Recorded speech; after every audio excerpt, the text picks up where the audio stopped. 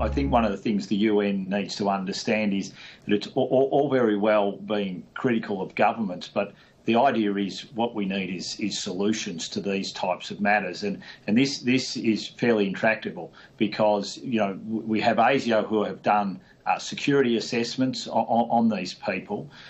They've found that they are a risk. So what we now have to do is work through, okay, what can we do to resolve this situation? Now, obviously, Australia has spoken to other countries to see whether they might be able to help in a resolution. The government is conscious of the problem. It's trying to work through it.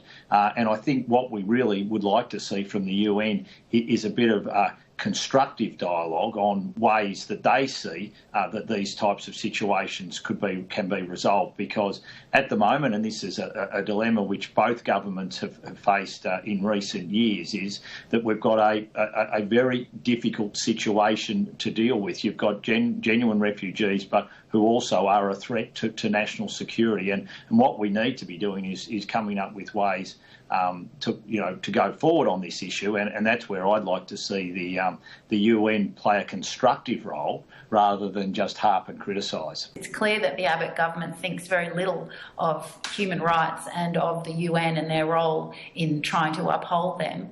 We saw earlier in the week that our Prime Minister actually said that the UN should stop lecturing him about torture. Well, no, how about you stop torturing? And how about you uphold the obligations that this country signed on to 30 years ago voluntarily?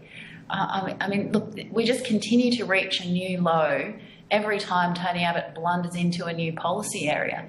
And, you know, these aren't just grabs on the news. These have real consequences. And the fact that we are detaining people indefinitely is horrific enough. But the fact that we're not even letting them challenge the basis on which they're being held and be able to disprove anything that's wrong in those security assessments is just an absolute insult to our system of law.